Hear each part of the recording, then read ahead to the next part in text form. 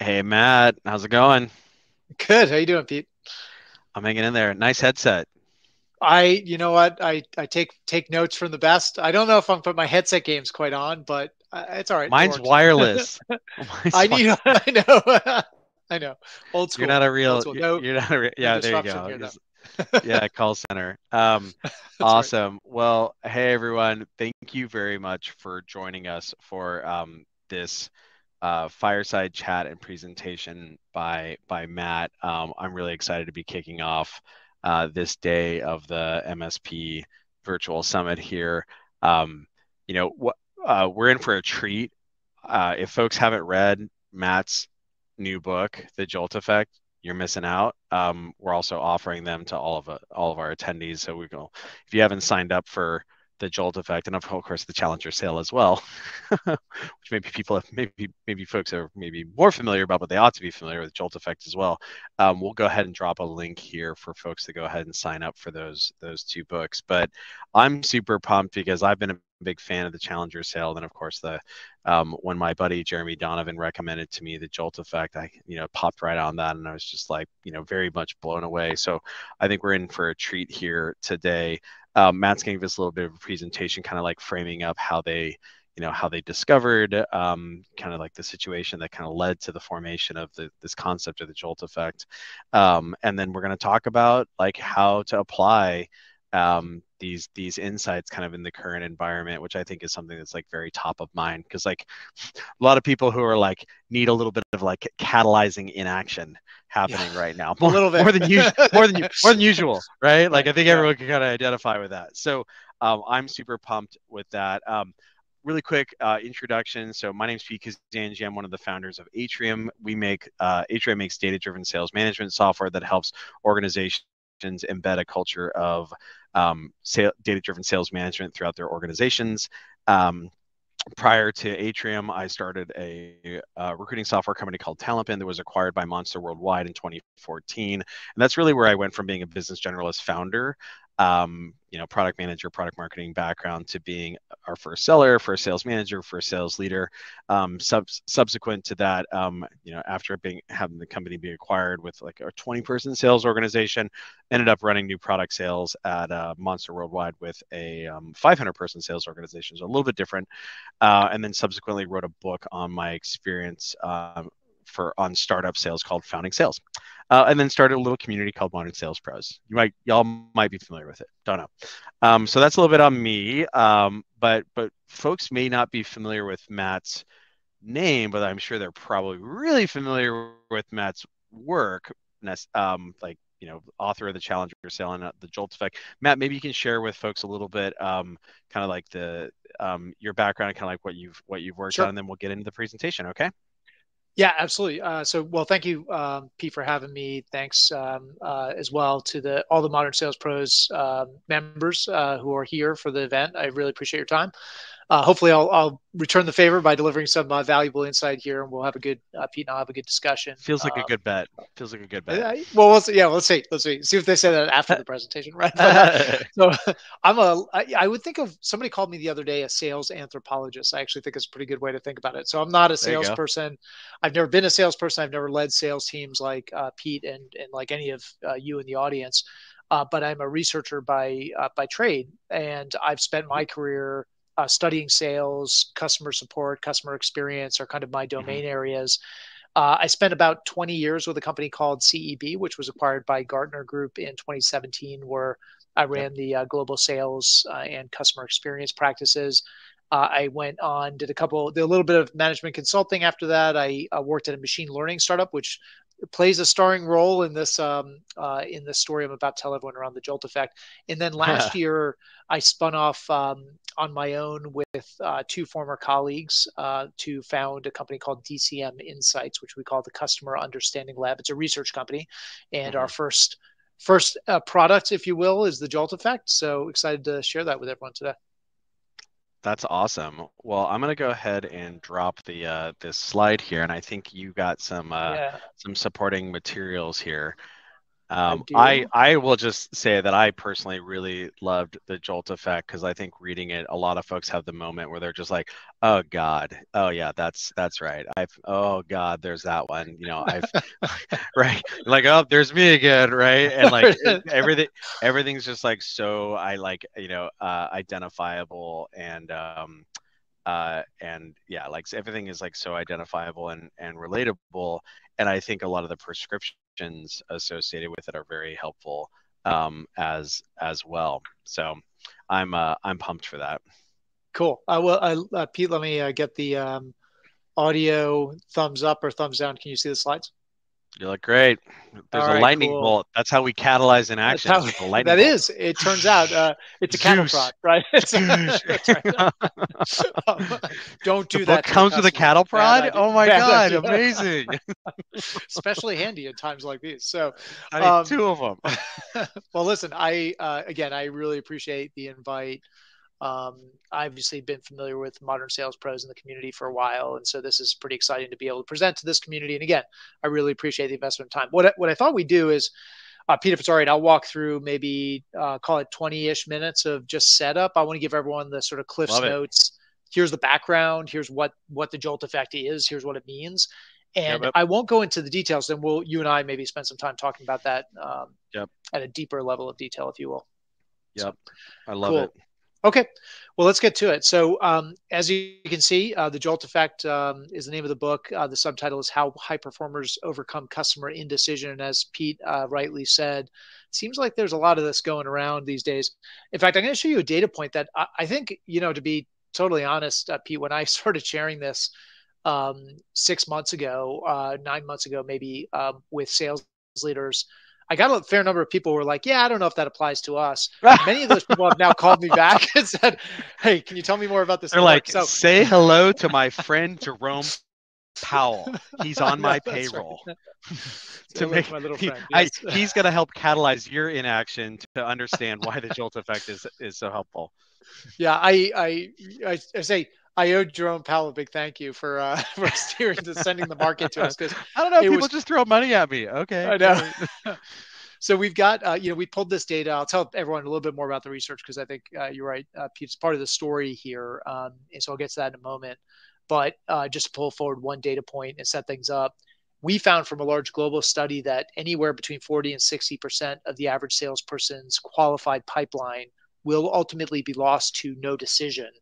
Now, this again is a data point we pulled in probably spring, early summer last year. So I think for many companies, this number is actually higher than that. I think spring, summer last year, I was sharing this with people and got a lot of head nods, but also got a lot of bit like, I'm not so sure our no decision loss rate is quite that high. But now a lot of companies coming back saying, actually, it's worse than that. So, what's the recipe? How do we get out of this? Now, just to be very clear, if you think about the implications of these are customers who will go through typically the entire purchase process with us. They'll do demos, they'll do custom demos. Right, exactly. They're doing proof of concept trials, they're doing pilots, they're eating up time from reference customers. They're engaging all their sales prevention departments like legal, procurement, and finance to review the proposal. Right, they're bringing it in front of the buying committee. Totally, yeah, and so and then ultimately just kind of disengage. Now, some of these customers, of course, will tell you that that's what they're doing. They'll be kind enough to say, do you the courtesy of saying it's not the right time right now. Keeping our powder dry, kicking this can down the road.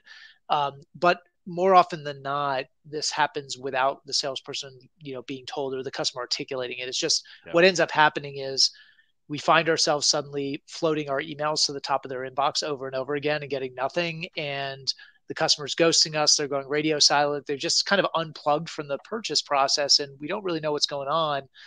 And it takes a sales manager typically pointing this out after like the deal is stalled out, it's died on the vine, and saying, you know what, we can't chase garbage trucks. Like, you got to put this one on the back burner or mark it as closed loss, no decision, and get on to the next opportunity. And I've jokingly said, probably shouldn't say this in front of a huge audience like this, but I've said to many other audiences that it reminds me of my dating life in college, where the relationship was over. It just took me like 2 months to figure out it was over. So sales can feel like that, especially right now. And the reality is most of these customers will never tell you that they've ended up in no decision land. You just learn it the hard way. Now, to figure out why this happens, and more importantly, what the best salespeople do to avoid this, we actually took a pretty novel research approach. We all remember March of 2020. How could we forget? It was the heady days of Tiger King and sourdough bread and fighting with your neighbors over toilet paper in the grocery store. So this was a pretty unique time. I think everyone on this call remembers this very unique time in the world of sales, where sales literally went 100% virtual overnight. And so we saw this as probably a once in a lifetime opportunity to study sales in a totally different way. We recruited several dozen companies to a large scale study. We asked those companies to send us all of their recorded sales calls. We collected those calls over the period of about 12 to 18 months. And then we transcribed all that unstructured audio into unstructured text using a transcription engine, and then use a machine learning platform to study them at scale. We looked at 8,300 independent variables in the model that we built. And so it was a big study of sales effectiveness. And what we're really focused on, and what the book is really about, is the answer to those two questions. Why do what on earth would possess a customer to go through an entire purchase journey to say they want to buy, to say they're not happy with their status quo, say you've been down selected, they want to work with you, and then just unplug and disengage and ghost you? And then the more important question, what do the best sellers do to avoid that outcome? So I'll pull forward maybe a bit of the good news, and then I'm going to spend a little bit of time talking to you about what most sellers do, and then I'll tell you what the best sellers do, and then Pete and I will unpack it in more detail. So there is light at the end of the tunnel, just to get to the kind of punchline. The light is not an oncoming train. It is good news, which is that high performers have figured this out, right? Now average performer, high performer win rates, we all know, are quite different in any organization, but just a level set for our study, average performer win rates were 26%. Star salespeople were converting closer to 60%. That in and of itself won't surprise any of the attendees today, but I think this part might surprise you, which is that across the 8,300 variables we looked at, the biggest swing variable, or I would say the biggest predictor and explainer of that gap between high performers and average performers, was literally how high performers dealt with what I would call the cold feet moment in the sale, right? This is the moment between where the customer said they want it, but before the point where they actually bought it, and where things kind of start to go sideways on you. And I'll depict it in this way. This is just a sort of standard, and this is the part let's talk a little bit about what most salespeople do in that situation. This is a standard kind of 3-act play that our customer goes through. I know everyone's purchase process looks obviously more complicated than this, but the customer is going to go through 3 phases. The first one is they're in their status quo when they start engaging with you. That's the way they do things today. They might use a competitor. They might have a homegrown solution. Maybe they just never knew that there was a technology that did X, Y, or Z, and you're bringing them to them for the first time. Maybe they do use your platform or your solution, but they use it in a narrow way, and you want them to use it enterprise-wide. Whatever it is, that's the way they do things today. Now, that's the first act. The second act, of course, is get them to agree that the status quo is suboptimal, and that moving forward with you as a solution provider is the better path forward, and that doing this is a top priority for them. Then you got to get them from saying they want it to buying it. That's the final act, right? The purchase decision. And what we found in the study is pretty interesting, that there's this point in a lot of sales where things start to fall apart after the customer has said they're on board. And this is the point where, the customer will often relitigate concerns that they had, or bring up objections that you thought you had answered long ago. Right. They'll start kind of dredging this stuff up, and it'll feel like they're stepping away from the decision. And the salesperson kind of feels like this deal's slipping through their fingers. It's about to be lost to that vast wasteland of no decision if I don't do something. Now, what do salespeople do? Well, every salesperson in the world has been taught for decades now that there is only one reason that this happens. The customer said they were on board, but then they don't consummate the purchase. And that is because they are still in love with the status quo, that you are still in the gravitational pull of the status quo. So perhaps not surprisingly, the vast majority of salespeople in our analysis break out their status quo hammer and they go to town. So they do this in one of 3 different ways we found. The first approach is usually the positive glass half full approach, which is Pete, you must have missed how many zeros were on that ROI calculation I sent to you. Or, did you blink when we were in the demo environment? Because this is really cool stuff. And like everyone else thinks it's amazing. Like, let's get back in there. Or, you know what? Let me send you another proof point or case study or success profile, get you on the phone with another reference customer, but really try to convince you of all the goodness that you're going to miss out on if you don't move forward. The second attempt, if that doesn't work, the second attempt is usually FUD, fear, uncertainty, and doubt. So I'm giving up the glass half full. Now I'm going glass half empty on you. I'm breaking out the stick and putting away the carrot. And I'm going to point out, Pete, you told me that the status quo you guys are dealing with, the way you do things, is you're leading to lost top line growth opportunity. It's exposing you to risk, cost leakage, all this bad stuff is happening. You've been complaining about it incessantly for the 6 months we've been talking. Those problems are not going to solve themselves. And by the way, you may have noticed that we just signed deals with your biggest competitors, and those guys are experiencing tremendous benefits from our solution, and you are going to be stuck holding the bag. So we try to get the customer to squirm a bit, right? Create that burning platform. If those two attempts don't work, the third attempt is always the 10% discount that's only good this quarter, right? So now what I would say, never heard that one before. Yeah, I know, right? Nobody's ever tried that before. So those things are all versions. They're all the same thing. They're all versions of what I call the FOMO playbook, the fear of missing out. Trying to get the customer to realize you're not going to capitalize on these benefits if you don't say yes. You're going to be stuck with this terrible status quo if you don't say yes. You're going to miss an opportunity to fix this state of affairs you're in, or you're just going to end up paying more later if you don't say yes today. And so what we found in the data, none of this is surprising to us. In fact, in many ways, it was encouraging to us that salespeople are kind of doing what they've been told to do. When that customer, things start to vibrate and go sideways on you, it's a problem. The customer still doesn't believe. You haven't answered the why change question, right? It's a status quo bias problem. But this part did surprise us, which is that 84% of the time, dialing up the FOMO with those customers, especially those customers who've said, I agree the status quo is suboptimal. I agree you're the partner to move forward with. I agree this is a top priority. And then they go radio silent and you try to dial up the FOMO. It's not that it doesn't work, which is true. It makes things worse. So you're actually taking a bad situation and making it worse. You increase the odds the deal will be lost to no decision. Now, this is kind of unnerving as a guy who, made a big part of his career talking about challenger selling and how challengers are really good at beating the status quo and showing the customer the pain of same is worse than the pain of change and all that good stuff, which by the way is true. But my first blush reaction at this was, Pete, I'm going to have to saddle up for a world apology tour here because this is not good, right? These guys, what we're finding is that playbook that is part and parcel of the challenger approach is actually leading to bad outcomes. The second thing we tried to do was make the problem go away by accusing our data science team of math errors and not having a big enough sample in the model. So we made sure everything was right. This is wrong. Right? Because it's got to be wrong. And so we tried to make the problem go away. We fed more data into the model. The problem actually got worse, not better. So we went back into the data and we tried to make sense of it. And here's what we found. We actually found that a no decision loss, which we've always been told is driven by the customer's preference for their status quo, is actually driven by two possible reasons, not one. Yes, the customer preference for the status quo is a real thing. It's a real enemy in sales, and we've got to overcome it. I'll speak more to that later. But that's only one of two possible reasons the deal could be lost to no decision. The other one, it turned out, had nothing to do with the status quo. It was the customer's own indecisiveness, which stems from their fear of failure. Now, this surprises salespeople to realize that they've been told there's only one enemy in sales. It's the customer status quo. And now they realize, actually, there's a second enemy. And here's the rub, is that indecision due to fear of failure is actually the bigger enemy than the customer's preference for the status quo, at least as it pertains to a no decision loss, which, again, happens 40 to 60% of the time. Now, I find that when salespeople see that, it's a bit of a head scratcher for two reasons. I think the first one is they believe, and partly because customers have played this up, that your customers are rational business people. And they make decisions off of dollars and cents and ROI and, money spent and money made.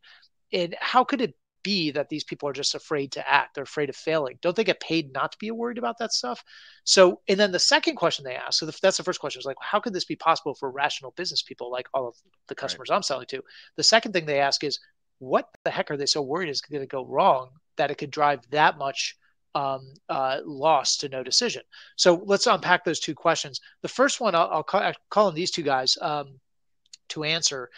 Why is fear of failure such a big deal? So this is on the right. You got Daniel Kahneman. On the left is Amos Tversky, his now deceased but longtime research colleague.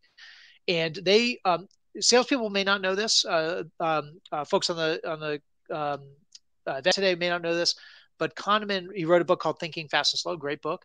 He's also the father of something called prospect theory, for which he won the Nobel Prize after Tversky had passed away. And prospect theory holds, it's a very simple thing that has been proven over and over again for decades now through millions of social science and cognitive psychology, behavioral economics experiments. And that is this: people like to avoid losing more than they like to win. So we are wired as human beings to avoid loss. It's kind of the same. It's this feeling like, you've heard lots of examples of this. Like, do you feel, you think about the emotions if you find $100 bill on the sidewalk versus if you had $100 bill in your pocket and it went missing.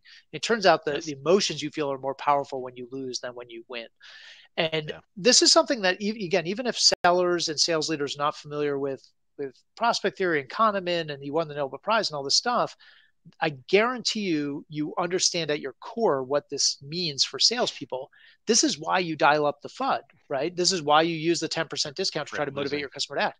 You don't want, your customers don't want to lose. That's exactly right. They're afraid to lose. And it can be a powerful motivator, but there's a really, really important twist to what they found, which helps explain why fear of failure is such a big deal.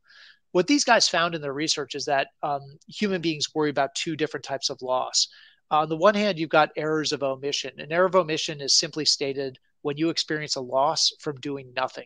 You chose a path of inaction, and it experienced a loss as a result. That's different from an error of commission when you experience a loss, which is not the result of doing nothing. It's actually the result of doing something. Your fault. And it's your fault. That's exactly right. That's the thing. You made a decision. You chose a path of action for which resulted in that loss. So you are personally responsible, personally culpable for that loss. Now, these two things are drawn as the same size on the slide, but in the human mind, they appear this way. We care a lot less. This is called the omission bias. We care a lot less about losses that occur from doing nothing. We're okay with missing out. What we are not okay with is messing up. We are deathly afraid of making mistakes and making decisions that lead to loss for which we are at fault, exactly as you said, Pete. Now, the shorthand for salespeople is this, and this has been, you see a lot of people on LinkedIn posting about this and talking about this, but the FOMO for your customer matters a heck of a lot less than what I call the FOMO, which is the fear of messing up. The not safe for work version is FOFU. It's a family-friendly program, so I'll let you figure out on your own what that stands for. But this is really important stuff, because go back to what I talked about before. When you dial up the FOMO with a customer who's already convinced that the status quo stinks and you are the partner to move forward with, and solving this problem is a big priority for my business, and then you go back and try to dial up the FOMO, what you're really doing there is using scare tactics to sell to a customer who's already afraid. But they're not afraid of the thing you think they're afraid of. They're not afraid of missing out. They're afraid of messing up. And that is way more powerful. So that was the first question. The second question is, what the heck are customers so worried about? And the data told an interesting story here as well. It turns out there are three drivers of indecision, three fears of failure that customers have. Actually, that all human beings have, but customers are especially guilty of this. The first one comes from choice overload. So this happens when we put so many options in front of our customers, and they look at all those options. They're like, man, Pete, this all looks great. Love the bells and whistles. Love the roadmap items. Love the different configuration options. The integration is amazing. In that world where everything looks great, the safest course of action is to choose none of those things, because you don't want to be in a position to have chose option A when it turns out option B was the better choice. So better to keep your powder dry and do nothing. The second source of indecision is what we call information overload. So this is the customer who's just worried that they haven't done enough homework. They haven't done enough research. They're not quite savvy enough or read in enough on the decision they're being asked to make. And of course, as that decision becomes bigger and more transformative and more risky, more disruptive and more expensive, and you have environments like the one we're in right now, people do a lot of research. The thing they're trying to avoid here is being surprised after the decision is made, when they realize that, oh, it turns out the vendor we bought from is actually not the best vendor for this use case, or it turns out their technology doesn't integrate with our legacy system. Whose job was it to do all the due diligence? Oh, it was yours. So that's a bad look, right? Yeah, exactly. Now, the third fear of failures or source of indecision I call expectations overload. So this is where the customer worries about not getting the full value from the purchase. That, and the funny thing about this is that customers across these millions of calls we looked at, they don't actually blame vendors for this. Nobody's pointing the finger saying, I don't believe you. I don't believe that proof point or that success story. I don't believe your reference customer. I don't believe that ROI projection. This is the we can't have nice things effect, where they say, they blame themselves. They say, Pete, I know all your other customers get a 10x we're not ROI. in a state, we're not in a state to properly adopt because like, oh, woe is us, and 100%. So on and so forth. Exactly. Like there's no way we'll get those benefits. Like we screw this stuff up every day of the week and twice on Sunday. Like there's no possible way. We're super dysfunctional. We're not in a state where we can take full advantage. You got it. But what's interesting is in the current environment, any of these things, as I said, can be a bad look. But I would say right now, it can mean losing your job, especially if you're putting your badge on the table, lobbying for a big transformative purchase. So to bring us kind of full circle here, here's kind of how I would think about it. Remember earlier I said I was worried that what we were talking about in Challenger was actually wrong. The apology tour. The apology tour, the global apology tour. So we did not have to do that, fortunately, because here's what we realized. Great salespeople, when we went into the calls, they are absolutely focused on beating the status quo. That is a battle to overcome customer indifference, to prove to them what they're doing today is not good enough. What you're talking about is way more compelling and a better path forward. And this is a huge burning platform priority for your business. You got to win that battle, because if you don't win that battle, you never get to the next battle. But we also learned that it's not, our understanding of sales is not complete. And high performers understand that once you get the customer committed and they are ready to move from the status quo, you overcome the status quo bias.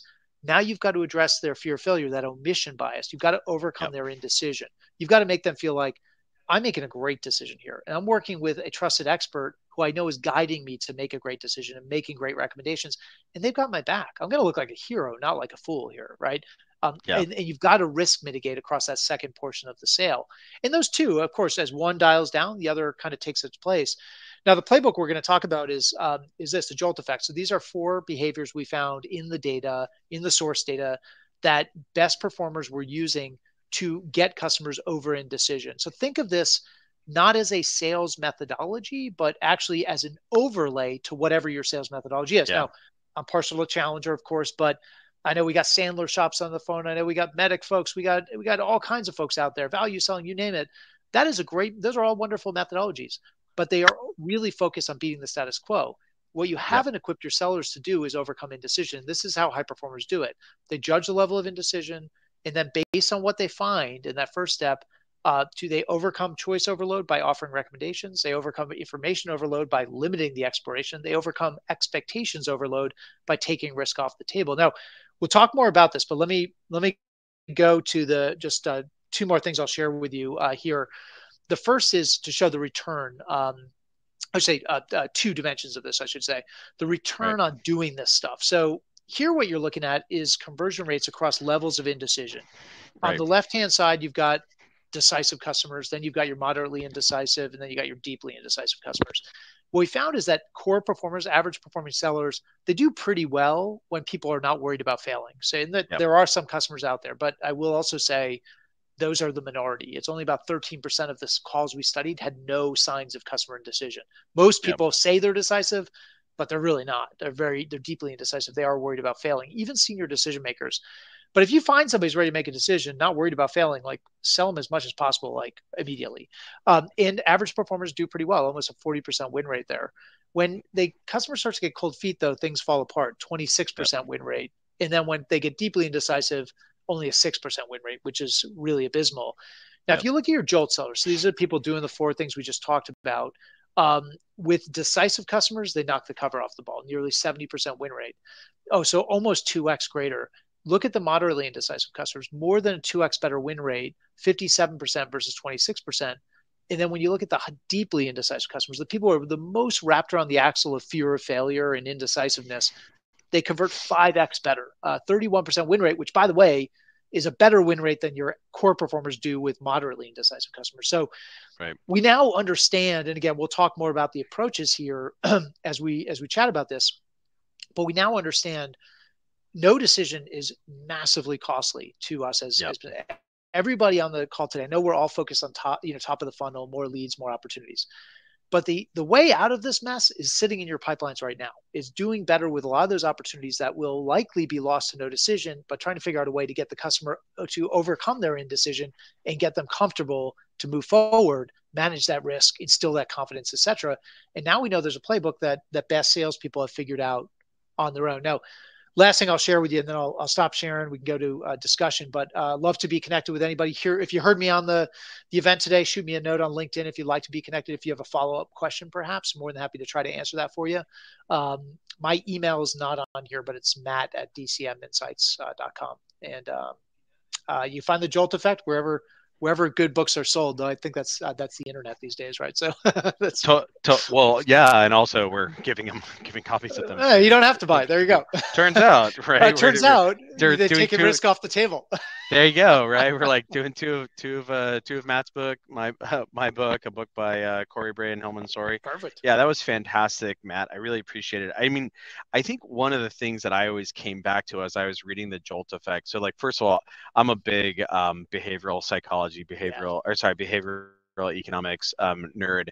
And it was like really kind of cool to see the application of, human loss aversion, and kind of like omission commission bias, like crystallize into a commercial environment. The funny thing is like usually that research shows up in kind of like more like consumery style, like commercial research versus in this situation, kind of like bigger ASPs and what have you. Yeah. The thing that I kept coming back to again and again was the phrase nobody gets fired for buying IBM.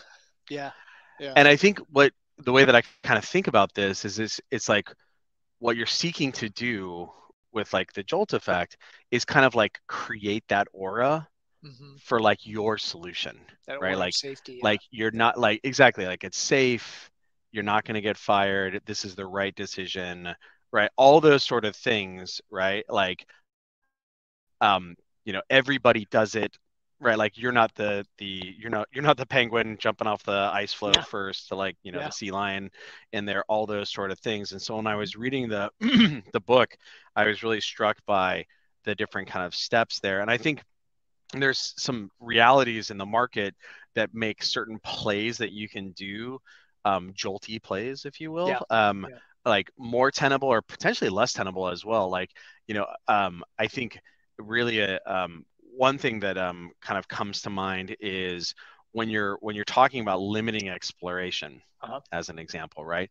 One of the things that customers have really, really become attuned to is the notion of like having access to a solution ahead of time. You've got like all of our PLG, free trial, blah, blah, blah, blah. And so a really kind of like interesting thing there, like potential challenge is like my joke about this is that like Zoom ruined customers for everybody, where it's just like, oh yeah, this is like so easy to just turn on, and I just like I use it until I'm ready to buy, right? And it's like, yeah, that's not how that works, right?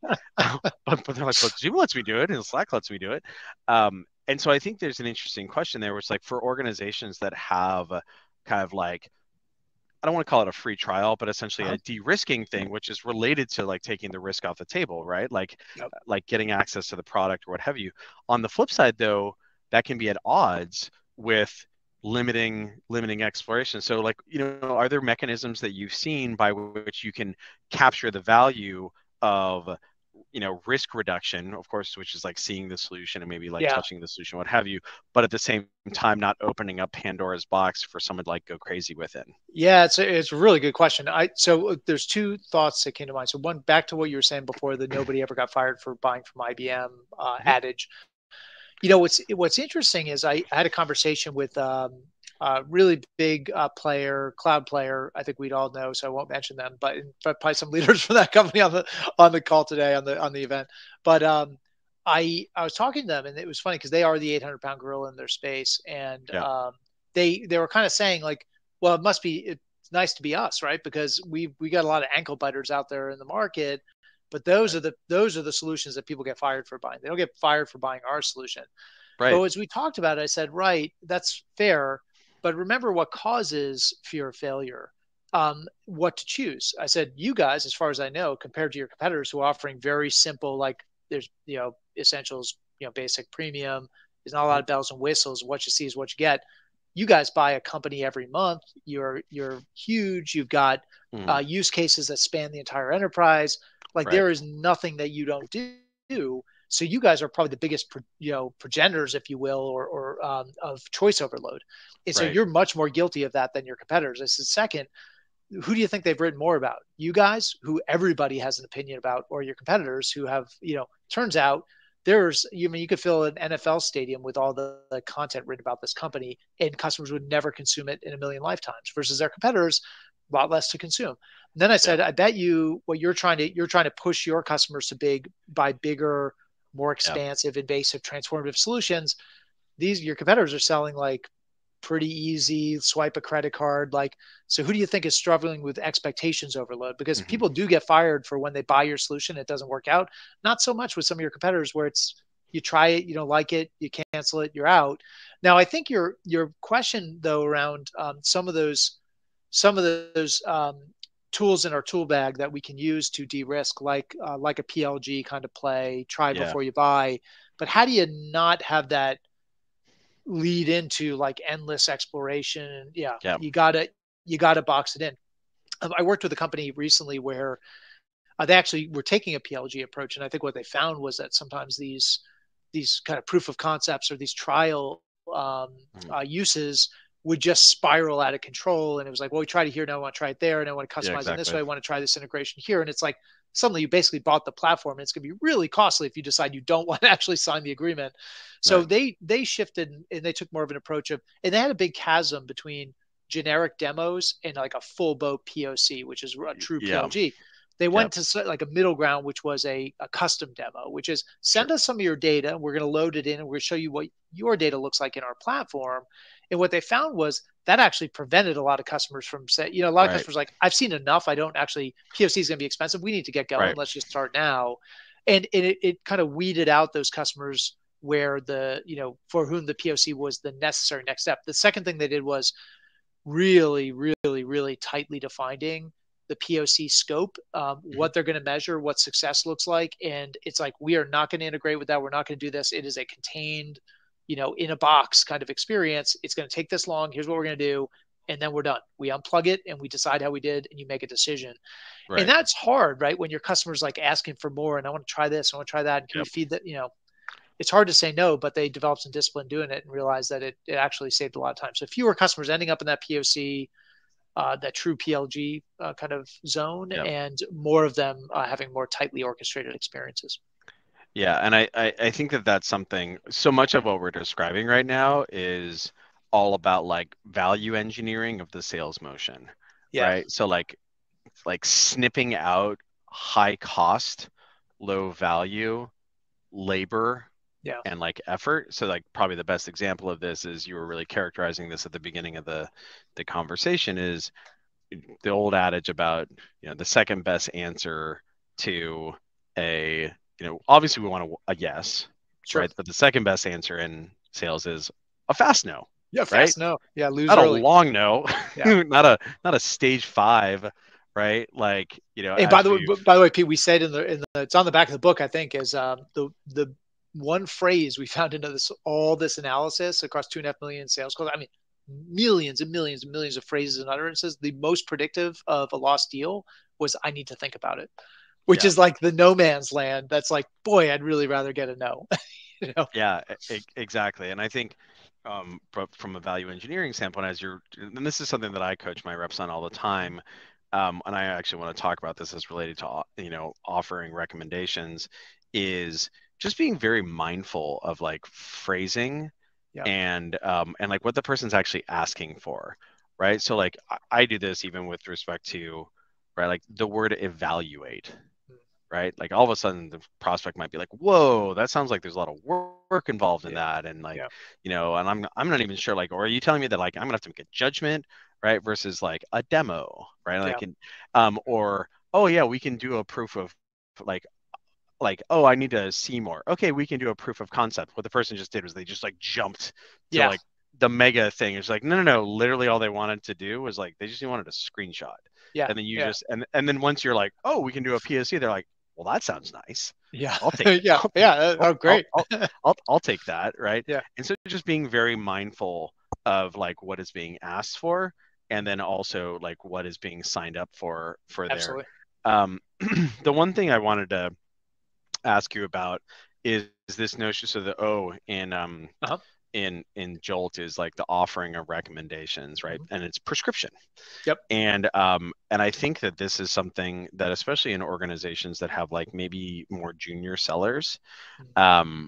who are, maybe feel that they're at like a power imbalance Yeah. to like the buyer that they're talking to, they may not feel comfortable making a recommendation. Like this is one of the things that we joke about here at Atrium is like all of our sales staff like know way more about sales analytics and like data Mm-hmm. driven sales management than like 99.9% of the world. And that Yeah. includes like VPs of Oh sales yeah. and like, Yeah. VPs of revenue operations who have been like in industry for like 20 years or whatever.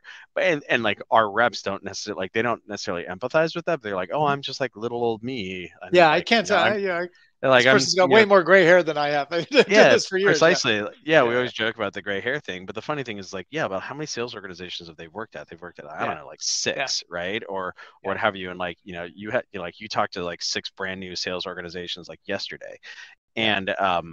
And I think that like one of the things that I talk about and seek to do is like how do you install backbone Yep. in your staff, both like AEs, but also CSMs as well, because it's the same sort of thing with CS is like you need to offer like drive recommendations, Yeah. right, in order to get people to do the things that are going to be most successful for them.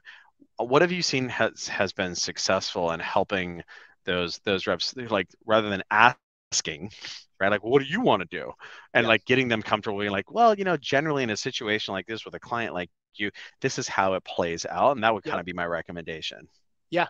So this is something. If I go back to Challenger, same kind of thing. I mean, this idea of challenging customers with provocative, frame breaking insights, tell them they're doing it wrong. That's like a very uncomfortable thing for somebody Yeah. who's sitting across the table from somebody they perceive to have way more Yep. expertise and authority and experience than they have. And Mm-hmm. you said something earlier, which I think is really well said. The fact that your salespeople are going to meet with more customers like that customer in a week than that customer is going to meet with, in several years. Yep. So you've got to get the salesperson to understand their source of authority, and even if they've only been working at your organization for a few months, Yep. they've got a level of expertise and a depth of authority. Now, you're not going to tell your customer everything about running a revenue organization, but you are going to tell them about specifically what we're hearing from others of their peers and what we're seeing our leading customers push us on, and where they're taking things. And Yep. that is something that what I find so surprising, it may not surprising, but salespeople still to this day will ask, like, do customers really want you to challenge them? Do they, or joke, do they really want you to make a recommendation, tell them what to do? Wouldn't it be better if you just ask them and sit on the customer side of the table, ask them what they want, diagnose their needs? That's what you should do. Or, instead of telling them what's keeping them up at night, ask them what is keeping them up at night. And again, try to find out what they're worried about. And what we find in customer studies over and over again, Jolt, we found this in Challenger, is that customers want nothing more than for the salesperson they're working with to push their thinking, to Yeah. challenge them, to show them the thing they don't know, right? Don't ask me what's keeping me up at night. Show me the thing that should be keeping me up at night. Yep. Don't ask me what I want. Tell me what I should buy, right? You've sold this thing 1,000 times to other customers just like me. What should I do? Because I can't screw this up. Like, I need your advice. I need your experience. What's interesting, it's a little bit, this is a simple example, but if we think about offering that recommendation, Mm-hmm. I always tell people it's a little bit like going to a restaurant you've never been to before, and you look at the menu and it's like, man, everything looks great, 20 great entrees. And then you ask the wait person, like, what do you recommend? And they say, well, Pete, what are you in the mood to eat tonight? And it's like, that's super unhelpful. But what Yep. you much rather have is that person says, if you want my advice, I'd go with this. It's our most popular dish. But if you're in the mood for something lighter, because it's a lot of food, here's another option. But again, you can't go wrong. Everything we make here is delicious. It's a simple example, but what happens in that moment is something that psychologists call the delegation effect, which is Yep. I, as the recommender, am taking some of the burden of a bad choice from the decider's plate and I'm putting it on mine. Sure. And that is true, not just in I can simple blame you. sales. Yeah, I can blame you. If you don't like the dish the waitress or waiter recommended, it's kind of on them too. That's also true. And I know it sounds simple, but that is also true. The data proves it out in high-end B2B sales, multi-million-dollar deals, where that instills confidence when the seller says, I would not go in that direction. Here's what I would do. Or maybe here are three options you might want to consider. Personally, customers like you, this is the path they go down, and they write me thank you notes, right? They love this configuration. We can always change it later, but you're going to be Yeah. really happy with this. Take it from me. I do this all the time. Like that is a really confidence instilling moment for the customer. Yeah, I feel that that has like echoes of like Todd Capone's transparency sale, right? Absolutely. Yeah. Where Because it works the both ways. And Todd's 100% right. Like that, telling your customer that's a key actually to limiting the exploration, which I know you yeah, didn't ask about, but what I would tell you is the reason your customers do endless research is they don't trust you to be honest and transparent with them. It's a right, which cat and is why mouse game. with a 4.3 star Oh yeah, yeah, review is like yeah, the one where it's like, honestly, like I would recommend this dish right here, don't get it, yeah. right? That and when salespeople do that, when they go and they say, you know what, Pete, I don't think you need the premium version. I think the basic version is just fine for your needs. I don't think I'd roll it out Credibility. enterprise. Oh man, it's huge. It's huge. And because what happens in that moment is I realize, oh, your job is not to oversell me and put one over on me and to hide the dirty laundry. Your job is to help me get to a great decision. And now I trust you. So what else don't I know? What else do you think is nice to have, not need to have? I'll follow Yeah. your lead now. But when you don't have that, you suffer from what's called the agency dilemma, right?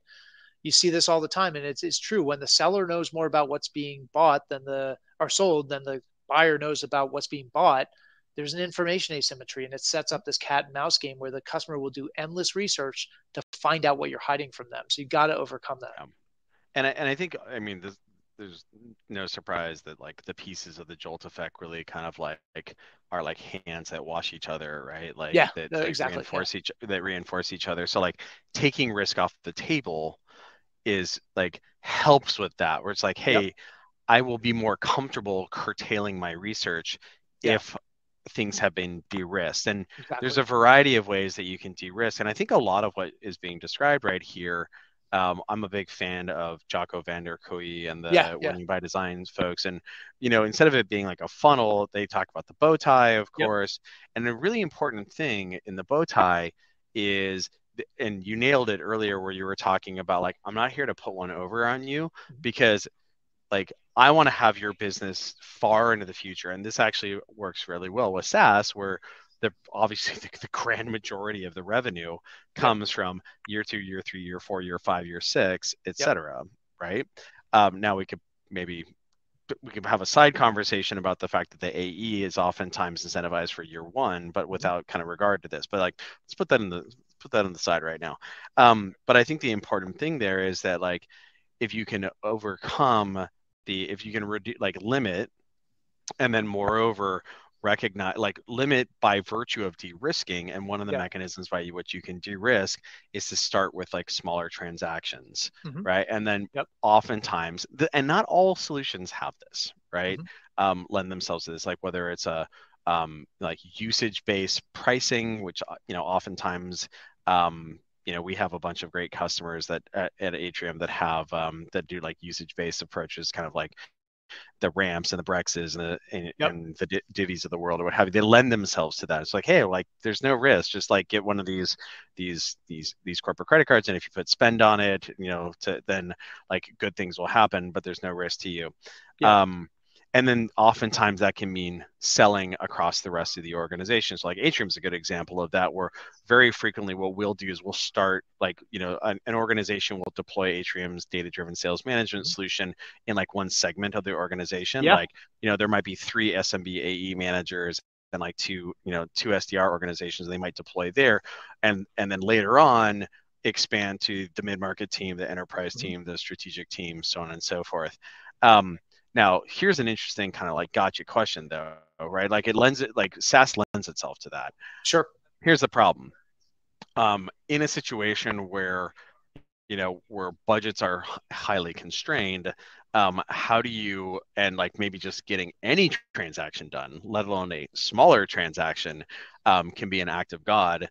If that removes that as an arrow from the quiver, what are other ways that you can reduce risk Yeah. for folks, or is there still a mechanism by which to reduce risk, like commercially, from a like purchasing less and what have you? Well, it's certainly, I find with de-risking and taking risk off the table, I think what I usually find is salespeople kind of go immediately to, oh, we don't have opt-out clauses, so I can't do that, And what we often say is, look, there's thing one is expectations overload typically is driven by missetting or overstating expectations early on. So, and this was pretty interesting when we looked at individual companies. You found that average performers were way more likely to let the customer anchor themselves on like gaudy, outlandish ROI based on like the once in a lifetime proof point or success story on the website, right? This customer got 100x ROI. Like that's now the basis for my business case. And average farmers are like, absolutely, that sounds great. Especially if you're more excited about it. But that comes to bite them in the end where people are like, whoa, I don't think we can actually get I gotta that. get an Excel. Yeah. Yeah, high performers will say, yeah, that we did. There was a 100x ROI example on the like that is possible. But what we'd rather do is build a business case around a 10x ROI. And by the way, your CFO is going to love that, and that every customer sees at least that return, and we're probably going to do better. So then everything is upside from there. Because if we build something around a crazy ROI, you're going to feel a lot of pressure immediately if we don't knock it out of the park day one. Let's set ourselves up for success. So I think that starting small option is a great one for de-risking, and actually putting setting expectations up front. You mentioned then these other sets of techniques like starting small is a good one. Land and expand turns out is a great de-risking approach. But even if we don't have that option, there's plenty of other tools or arrows in the quiver. One is creating mutual value plans. So before we close the deal, I want to pull you forward to the implementation folks, the CS team. Let's go through our roadmap from signature to value, and everything is documented on here: owners, stage gates, checkpoints, metrics, etc., as well as gotchas, places we know you got to things that you probably don't know that we're gonna have to watch out for, landmines and pitfalls, informed by our experience with our customers who love us and some of the lessons learned from the customers who don't love us so much anymore. And it's all baked in here. As long as we follow this roadmap, we are guaranteed to likely overperform, but we're at least going to do this. Now, that is a very powerful confidence giver. Another one is professional services. So where it's an option, certainly in tech, high performers sell a lot more professional services with their deals than average performers, which stands to reason. They sell a lot of everything. But the way they position it is often as an insurance policy. So I know you want to roll this out on your own. You can do that with our platform. It's one of the best things about it. It's something we've been droning on and on about. Like, we love the self-service out of the box value. However, I would encourage you to add a slug of professional services hours because it's a big investment for your organization. And if this starts to slip, I want you feeling confident that the A team is lined up to come in and swarm the problem and get you back on track. So it's almost like, again, it's like an insurance policy. Maybe one last one I'll share with you, which is not about buying less, as you said, in an environment where people aren't looking to buy a lot. So maybe that arrow is taken out of the quiver. One is creative contract structuring. So quick story, a big CRM player, I was talking to you last year when we were doing the research. They said their biggest deal of the year was a 5-year, 5 business unit rollout to a big manufacturing company. And at the 11th hour, the CEO of the manufacturing company said, I don't think I can sign. They kind of rolled up their sleeves. What's going on? They thought they were going to be popping the champagne. Turns out they're like, the CEO pulled the rug out from under this. Said, well, here's the deal. Based on the POC that we ran, 4 of the business units, we're good. We love what we saw. We're excited. The 5th one, your team encountered some stuff that they hadn't seen before, data architecture issues, some legacy systems. And, to be honest with you, we are really worried about this not going well there. And I can't sign up for a 5-year term. And by the way, that business is our biggest business. It's our biggest business. It's our cash cow and profitability driver. And if it goes south there, I'm going to get fired. So I need you to, and the first thing I asked for was like guarantee the return, which this vendor is a publicly traded company. For different reasons they couldn't do that. But here's what they did instead. They said, why don't we do this? We'll put the 4 business units you're confident in on the 5-year term. We'll put the one that you're nervous about on a 1-year cancelable for convenience term. And if you don't like what you're seeing, you just pull the plug in and you're out. You go back to your legacy system. And the customer said, if you're willing to do that, we'll sign today, which they did. The company told me, they said, we send in our absolute best professional services team. There were some problems. They found every problem. They swarmed the problems. They got the customer confident. 6 months in, the customer called up and said, we can just true it up to the 5-year term now. I've seen everything I need to see. Thank you for for taking care of everything and making, instilling the confidence and giving me the safe feeling that if it didn't go well, I could pull the plug, but we don't need to do it. Let's go forward. So again, the supplier in that case, the vendor took some risk on, right? That the customer might cancel, but it also gave them a lot of confidence that, they weren't going to be left holding the bag. Yeah. And I think like in scenarios where there's, you know, this is I think Jolt is really, really like you were using an example there of like obviously an industry stalwart and kind of like bellwether, but I think a lot of this stuff is super applicable for like new category entrants Sure, absolutely. where like there's just so much risk because like there's not just like new vendor risk, like say the organization's been around for like 3 years or 4 years or whatever, like it's like there's new category risk, right? It's Yeah, like, that's right. it's not just not like, nobody got fired for buying IBM, but also like, nobody got fired for like buying a mainframe, Yeah, right? exactly. Where it's like, Yeah. and I think that like the more you can kind of, I have a product marketing background, and like the more you can kind of bring materials to help with that. This is something that my friend Jeremy Donovan over at Insight Yeah. Partners kind of hit me to is this notion of like, because we try to do this with like anecdotes and Mhm. anecdata, like we'll do ROI calculators, which are great. And ideally people can like, fuss with them themselves, not using grandiose expectations. Mhm. We try to do it with anecdata as well, like customer testimonials. Yep. But what he kind of, like brought up, and I actually literally made the slides like that night, was the notion of like, kind of like banded customer testimonials. And what I mean by that is like, hey, organizations oftentimes buy Atrium in order to help instill a culture of AE prospecting in their AE teams. It's a new behavior and the kind of new environment, like less marketing, less SDR support, et cetera, et cetera. Mhm. Generally speaking, what we've seen is a rise between anywhere between like 40 to 80% more AE prospecting and like self-sourced pipe gen, that derives from when people deploy Atrium to measure Mhm. that as a key initiative, measure and manage that as a key initiative. I'm like, Mhm. I'm not promising you 100% or 80% Yeah. or whatever, right? I'm saying it's like going to be in here Yep. somewhere, and like, imagine what that would look like. And so we did that across a number of different use cases in order to kind of like give people comfort there. And then of Yeah. course you pair that with like anecdata as well, like, oh, then like, and then see what Bob from so and so says about AE prospecting or pipeline hygiene or what have you. And I think Yeah. I that love that that's like idea. something that like that folks can do is like to help with the de-risking. Yeah, Well, not surprising. Jeremy's a very smart guy, so that's a great idea. I'm gonna steal yeah, that one shamelessly. Jeremy, I'll pay your royalties later, but I love that yeah, banding idea. It's very cool. yeah, it's fantastic. Like it's kind of like a anonymized, abstracted, customer testimonial, Yeah, I love it. right? Cool. Well, Matt, I think we're kind of up on time here. This was a huge treat for everybody. Both kind of like the tee up and then also the conversation and the examples there. Folks, if you haven't gotten your copy um, of the Jolt Effect and of course the Challenger Sale, right? We're going to go ahead and drop a link for folks to be able to sign up and get their free copies of those. And then Matt, otherwise, thank you very much, and I'm sure I'll Thank you see for you having me. around. Okay. Yeah, sounds great. Thanks, Pete. Okay. Take care. Take care. Bye.